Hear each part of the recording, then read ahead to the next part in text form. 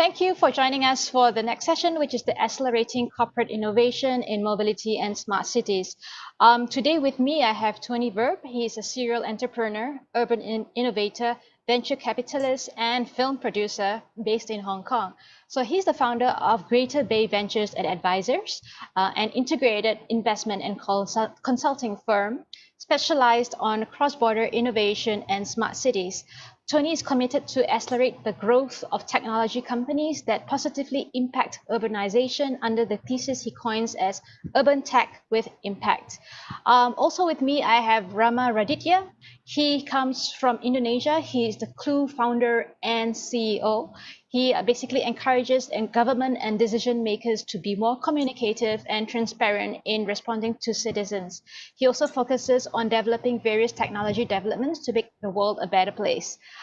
He holds a Master of Science, a degree in Field of Management Information System. Also, the third panelist would be Farhan Ahmed. He is based in Kuala Lumpur and he's a Smart Cities Advisor, providing direction, advisory, and support to various smart city initiatives on governance, program management, strategy, blueprint, and design. And he's also involved in advising federal entities, several city councils, and state governments and smart city strategies. Thank you for joining me today, gentlemen. Thank you for having us. Thank you. Thank you for having us. It's my pleasure. So, Thank you. It is time, I think, for corporations to work in fields of mobility, IoT, construction, and real estate, to work together to accelerate how things are done, how to work with versatile and innovative partners to develop better mobility solutions and the creation of smart cities. So, in conversation I had with Farhan earlier, mobility shouldn't be an issue just concerning vehicles, and infrastructure should be above all quality of life of citizens. So one of the less technological yet essential ingredients of mobility in smart cities is actually walkability. Farhan, please share your thoughts about this, as you've been based here in Malaysia for about 3 years now, and how will you compare this to other cities you've lived in? Sure. Thanks a lot for that introduction.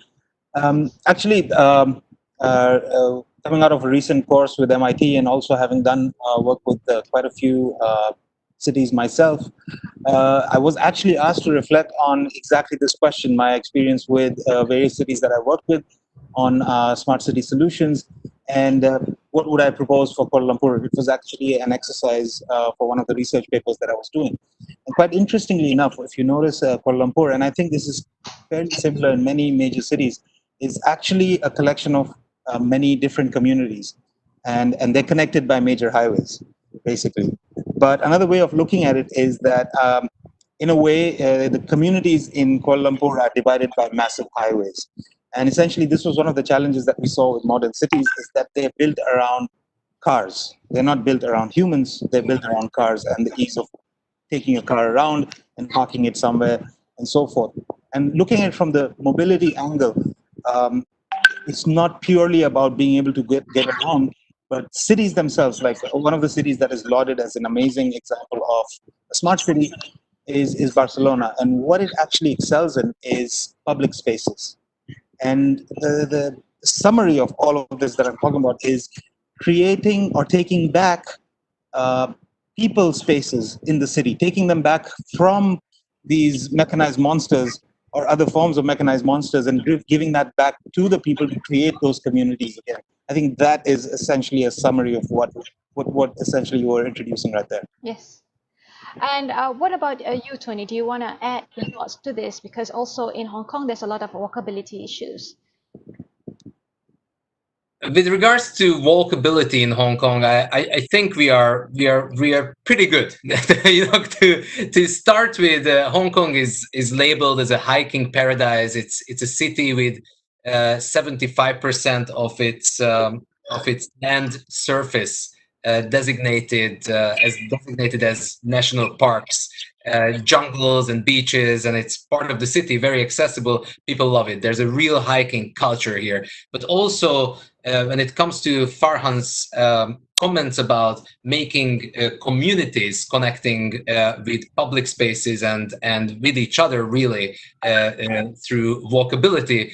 In Hong Kong, I believe it's pretty well existing. My office is 15 minutes walking distance from my home, and it's definitely the best and easiest way to get there by walking. I don't need to take any mass transportation, but quite frankly, I have about 5 different mass transportation options to even get there, and that just shows the great nature of the Hong Kong infrastructure. Obviously, the mass transportation system of Hong Kong is dubbed as one of the best in the world. Definitely MTR, the mass transit operator, has been ranked as one of the best in the world in terms of punctuality, reliability.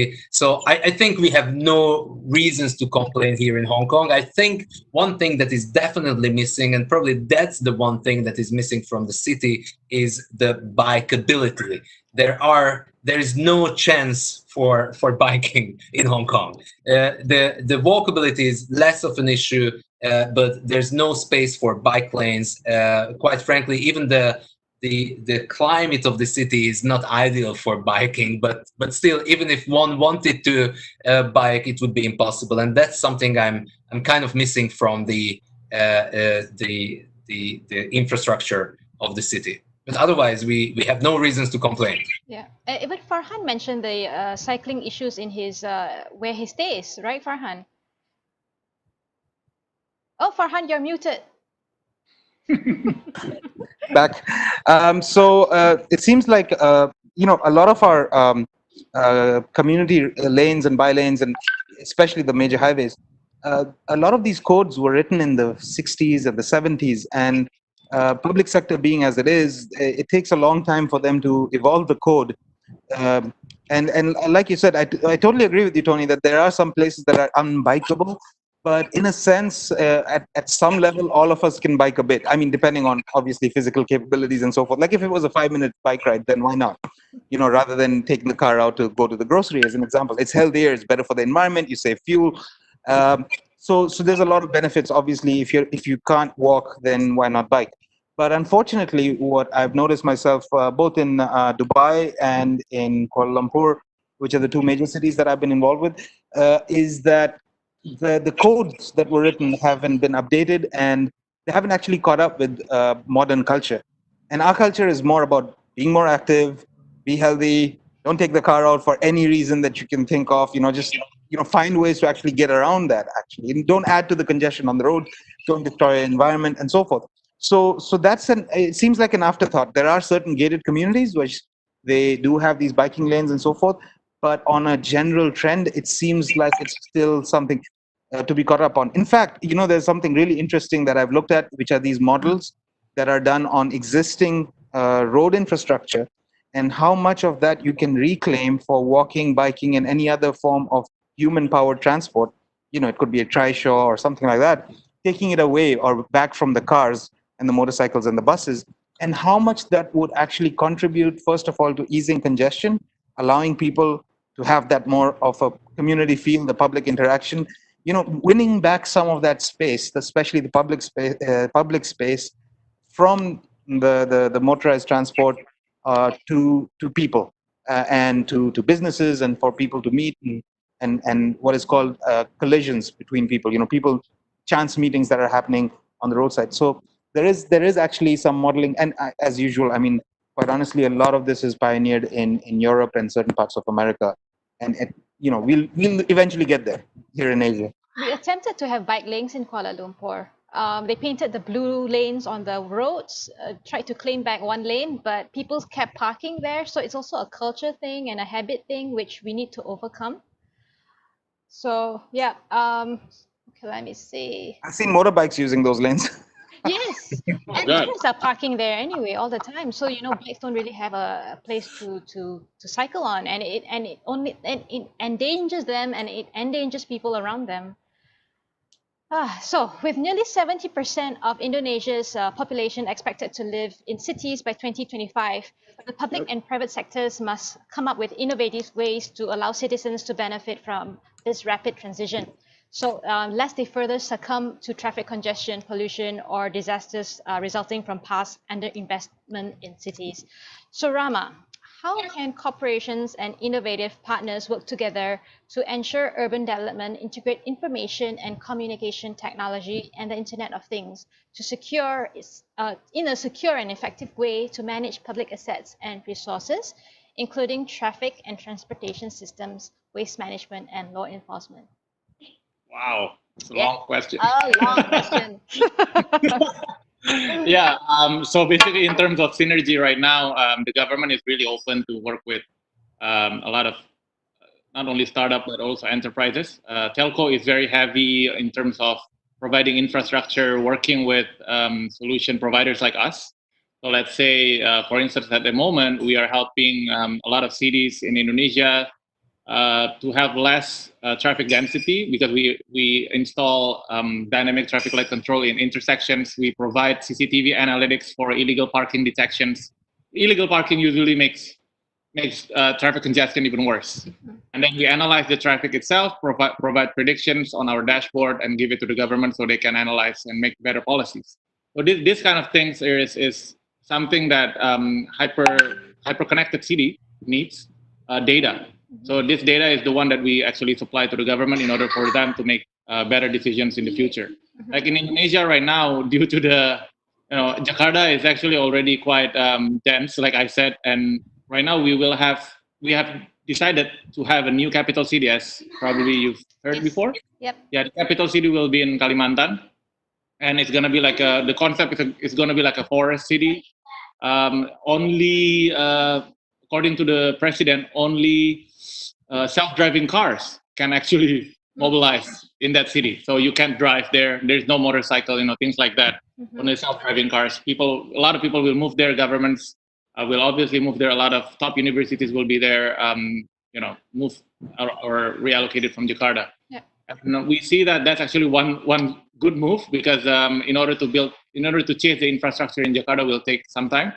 But at the moment, in order to maintain mobility, we have to provide this kind of solution. So that's why AI, IoT, and citizen participation as well is huge right now in Indonesia, as there is so many channels to the government to report, and then the government can handle them better because they also have tools to actually do that.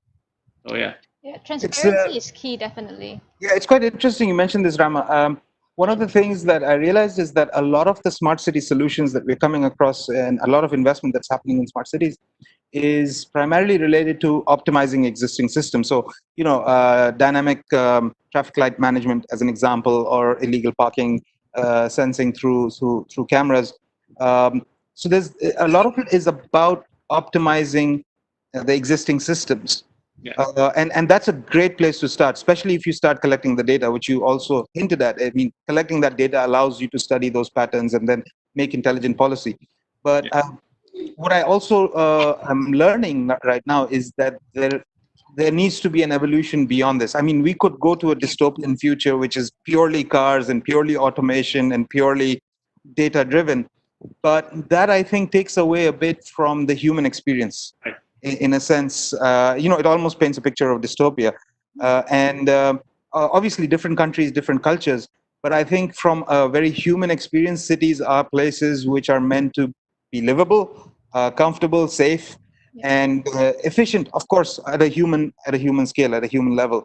And interestingly enough, for instance, when you're talking about managing traffic, and this is a very good one, is that what has been the traditional response of governments and public sector entities is to introduce more roads. Oh, there's so much traffic, let's have more roads.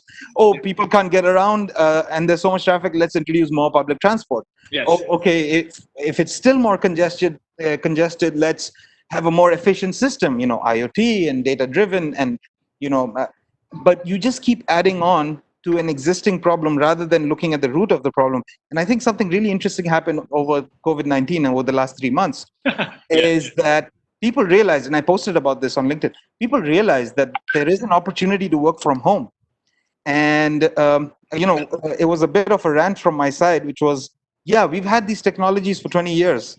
You only realize now that it is possible to actually have these meetings and conversations online and be able to do.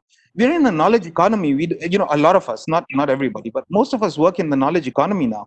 The idea or the requirement for you to go to an assembly line and screw something onto a widget or a sprocket and then move it down the chain, it still exists for some people, but not everybody. And that presence, the requirement of presence, is more of a human, whether it's the HR or the IT or the boss who wants to see butts on the seat, and he thinks that's productivity, versus this idea of, look, here are the results that we need, and this is the time frame that we have. You're all adults. I'll treat you as adults, and reach out to me if you need help, and you can work from anywhere. So this is an amazing wake-up call, in a sense, that do we need to get into the daily traffic grind, commute to office, commute back? Tony, you're lucky. The rest of us aren't. and spend an hour or two sometimes in getting to work, getting back? Or can we use that hour or two for more productive things and actually live our lives and be productive as well? And I'm not this radical saying no more offices, but I'm saying let's be sensible about it. And I think this situation, the lockdown and the corona pandemic, has actually woken us up to this reality. It's actually accelerated this digital transformation that is waiting to be happen. Go ahead. Yeah. Sorry, Tom. No more offices. No more offices. But that's where the construction sectors and real estate sectors, I think they're still pretty stuck in how things used to be. So how should they be encouraged, to innovate, to be part of building more smart cities? How can they be smarter? May I say a couple of things? Of course. Okay. Just to I really like this conversation, how it flows, and I would like to build on Farhan's comments that were comments on the previous comments, and that's a great panel. That's usually a great panel. So basically, what I did when the pandemic erupted, I actually escaped from Saudi Arabia with literally the last international flight back to Hong Kong before they closed the border, but before Hong Kong introduced the mandatory quarantine regulations. So it was a very adventurous time. And obviously, we've been preparing for a couple of corporate accelerator programs in the topic of construction and infrastructure and property technologies in the Greater Bay Area. So I can elaborate on that, but I would like to share something very interesting and very much echoing Farhan's notes that. Obviously, since we are also investors in urban technologies, it was a very interesting time to reflect whether what we believed was the future seemed to be the future still in the wake of COVID-19. And I was modeling and looking at trends and reflecting myself for a week. Then I was going a little bit crazy, and I decided to call my venture partners and advisors all over the world, from Chile to Japan, in quite frankly various sectors. But one thing was in common: all of them cared somewhat to the future, to technology, to innovation, to sustainability, or urbanization and cities. And basically and I'm very happy to share, and also with the audience, we conducted a 46 pages report based on the 100 conversations that I had in about a month. But definitely one takeaway was that obviously work is never going to be the same again. And we see a lot of companies, some of the big companies and big brands of the world, already allowing their workforce to work from home if they want to until the end of this year. And some companies came out to allow that forever. And some companies actually, and I don't want to name them, but some video conferencing companies established their entire culture on remote work already. So, and quite frankly, even our company is extremely decentralized and remote. We have colleagues, we have a small team, but pretty much everyone is in different cities. And we've only come together to work on specific projects if we really need to. Otherwise, everyone is very, very flexible. Now, if we take this to an urban city local level, what does this mean? We ran some models and we got some data from places like London. And I also won't name the name, but one of the big property management companies expect a 20% vacancy for the coming 5 years in grade A office commercial real estate in the heart of London. Some of the big banks, when the pandemic erupted, shifted more than 90% of their workforce to work from home or work remotely. And they realize that they can do this efficiently. And they are obviously investing and spending a lot of money on office space. And the COOs of these companies, some of them we talk to, already consider to shift at least 50% of their grade A office space out of their OPEX, which means major disruption. Even if we consider only 1 day a week people working from home, that's a 20% change in terms of how much people commute, how much people use the F&B outlets in city centers. It changes pollution. It changes how people use their homes, what kind of homes they want to live in, how they use their public spaces near home, which is 10 to 20 minutes walking distance. That changes the entire fabric of the city, from residential property to commercial real estate, from how centralized or decentralized cities are and communities interact with each other locally and in between. So we found enormous changes deriving just from 1 day working from home universally implemented. And that's very exciting. Can I jump in, Tony? This is amazing. Okay, so speaking on prop tech and what you were talking about, how people are reorganizing the work. So this was something really interesting that part of the research that we did recently is that it was found that people working closer to their homes, essentially a walking distance away, is almost an ideal environment in the larger cities. And if you can create, so one of the things that is a takeaway for developers is to think of, the archaic zoning laws exist, and they still exist in many cities. This is an industrial zone, this is a commercial zone, this is a residential zone. That only applied when you had heavy or polluting industries that made a lot of noise, and you had to separate these areas. In today's environment, again, I mean, picking up from where Tony was talking about, is that a lot of places can be co-working or co-living spaces. You could literally live in the same loft and work in the same area. Obviously, you want to get around and stretch a bit, so maybe just walk a block or 5 or 10 minutes. But essentially, that zoning requirement is not so much. There has to be some dynamic zoning now, some intelligent zoning applied. You could probably have an office and residential in the same building. All things equal, there are certain things that need to be factored in, like elevators and so forth. But essentially, we're sticking to old zoning laws for what reason anymore? Doesn't make any sense. I mean, if you were a video producer, a graphic artist, someone who works on a desktop computer, you don't necessarily have to go to commercial office space to do your work. And essentially, the other thing that we learned also is because space is at such a premium in dense city centers. So Jakarta is a very good example, Rama, that gave us, Hong Kong as well, Kuala Lumpur as well, all of the cities that we're in, the dense urban centers are extremely, they go at a premium price. But everybody wants to work there and live there, especially if you look at the young generation, people who are just starting out. Unfortunately, most of us can't afford to live there. So the exact people who want to live there cannot afford to live there. And the way around it is compact housing, but also not just compact housing, because I've seen some horrible examples from around the world, in Singapore and Hong Kong specifically, with all due respect, but dynamic compact housing.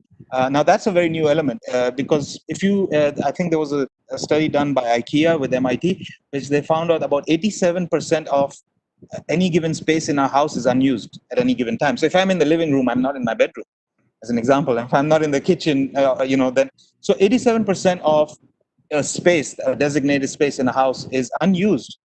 And so why don't we have dynamic housing, in the sense that the same space, co-living, co-working, that kind of approach, that why can't the same space serve multiple purposes? So that's something that developers should take back in. And the third and large trend that I've seen, and I think I actually first came across it about 6 or 7 years ago in Riyadh, was transit-oriented developments, TODs.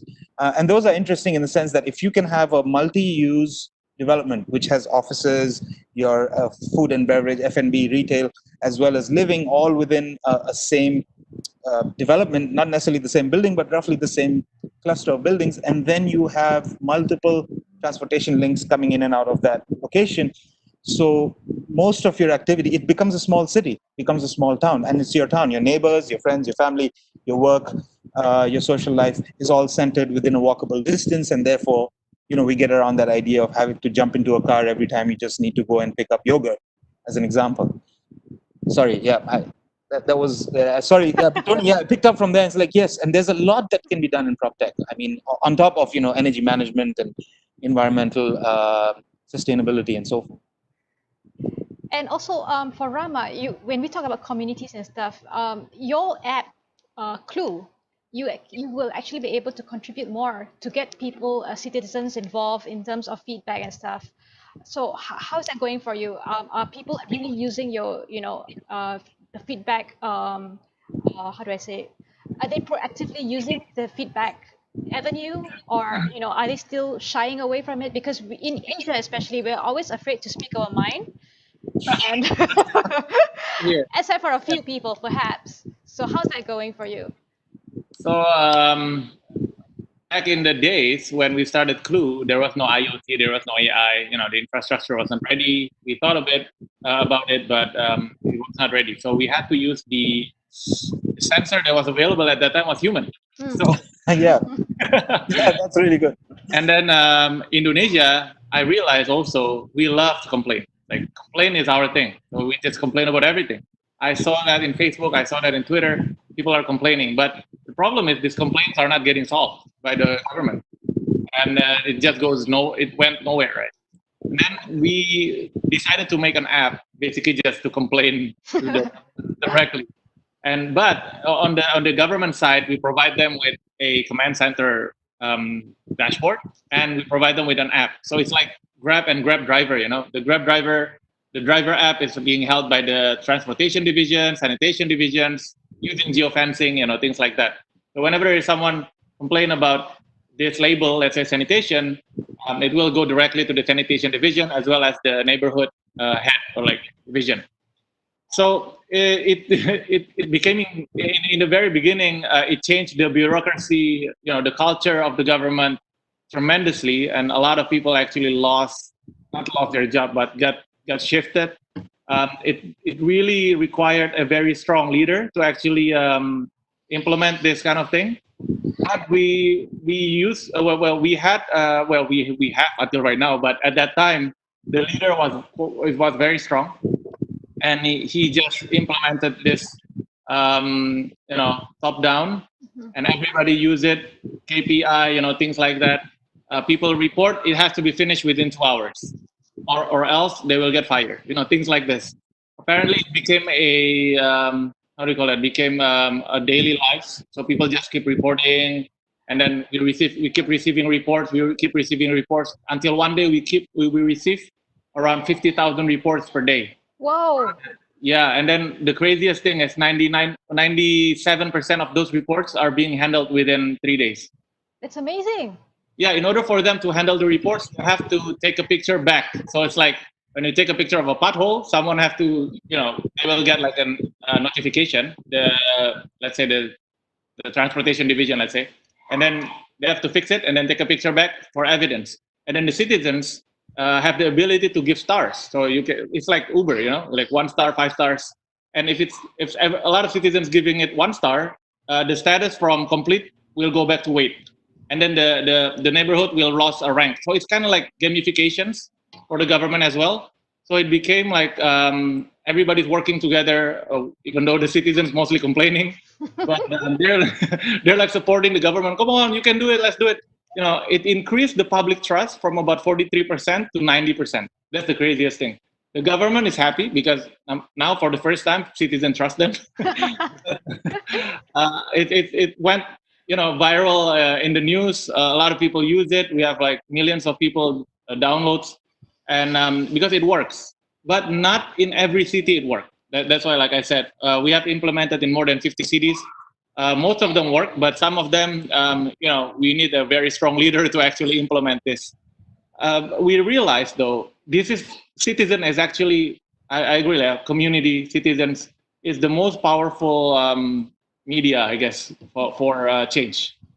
Because AI, you can talk about AI and IoT all the time, but we have a huge capital. We need a huge capex to actually install of this AI capabilities and IoT, all the sensors. But citizens, a lot of angles that AI and IoT can capture, the citizen can capture. Like let's say in Jakarta, in the middle of Jakarta, I don't know whether you've been. It's like the huge fountain in Jakarta. It used to be flooded every year. It's flooded until people can swim, things like that.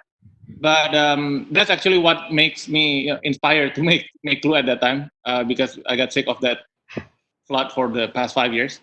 But the government at that time encouraged people to report clogged sewer, so in front of their house. So everybody's reporting the clogged sewer, right?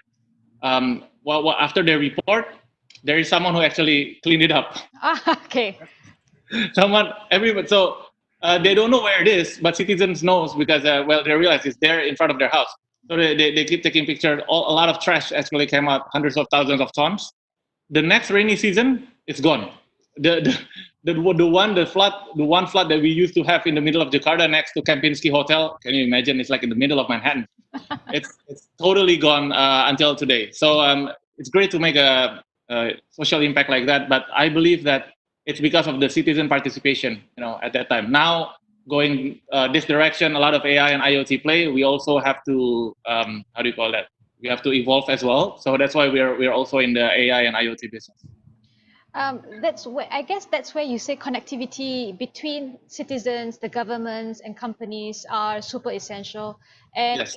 Companies, they shouldn't see themselves so much as competition, especially now. Yeah. Yeah. So, all right. Would you like to add anything before we close the discussion? I think this was an excellent thing that Rama actually closed on. I really appreciate that. Is that we do need to realize when we're talking about mobility or smart cities or smart buildings, even governance, it's not so much about the technology. The technology is there as an enabler. Many times we get lost in the wow factor. Yes. Of the technology, and technology becomes the end goal. But rather than that, it's just that technology is the great enabler. It really helps. It's not that we don't need AI or IoT or we don't need sensors and all of this stuff, the community engagement apps. We definitely do, and it's unprecedented in the sense of accessibility and transparency that we can achieve now because of the availability of technology. But let's not get lost in that technology becomes the end goal, rather the enabler and the community engagement. And Rama, again, that's something really amazing you said, that is that it's the citizen as the sensor. We feel it on a daily basis. Technology won't feel our pain. It's just we feel it, and the power of the crowd in being able to create that positive change. Amazing story, by the way. I loved it. Is that it's empowerment for the people on the ground. And at the same time, the gamification helps the government also start looking at competing. You create different districts and you ask them to compete with each other on citizen satisfaction, as an example. That creates this entire community feel, and that's essentially what cities are, and the communities. And we need to use the technology for the empowerment and enablement, rather than looking at technology as the end goal and saying, no, we want to be the first who does X or Y or Z. That's not the end goal. That shouldn't be. And essentially solve the problem. Yes, exactly. Yes. All right, guys. Thank you so much. If you don't mind, I would like to just echo that as kind of a closing remark. Tony, come. As long as, and I loved Rama's story myself, so inspiring, so cool. And I think when we talk about governments, corporates, startups, acceleration, technology. I think everyone who's involved, all stakeholders must remember that it's about the citizens. And I would like to remind every single participant of this panel or whoever is watching this that we all believe in this, and they should be reminded every single day in their work and in their activities. So thank you for that inspiration, and I'm really inspired that we are closing with this notion, because this is truly the most important when we talk about cities, the citizens. Thank you. Thank you, guys. That was summed up very nicely. So thank you again for coming for this panel session, and we look forward to seeing you in the next session. Stay tuned. Thank you. Thank you. Bye-bye. Have a good one, everyone. Stay healthy.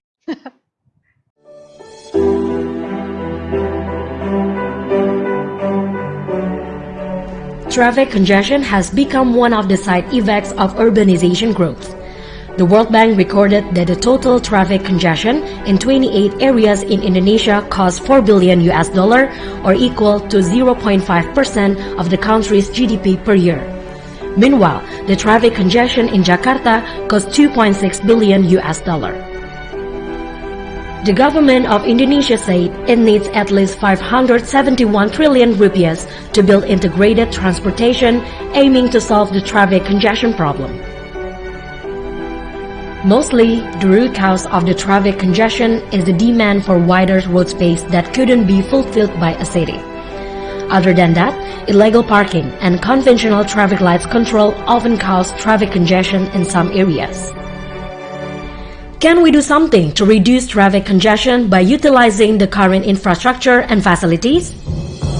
In 2019, Jakarta has more than 10,000 CCTVs which are placed around the city.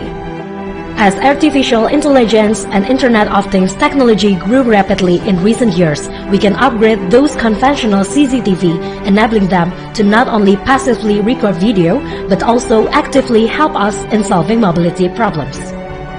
Enhanced with the ability to count and classify vehicles, those CCTV will also help to reduce traffic congestion at the intersection by automatically adjusting the duration of traffic light based on the vehicle density. It will also be able to detect illegal parking and other traffic violation while automatically recognize and capture the vehicle license plate of the violators in real time. Problems that need a quick response, like illegal parking, will generate notification or alert to the nearest officers, allowing them to make an immediate response to solve the problem.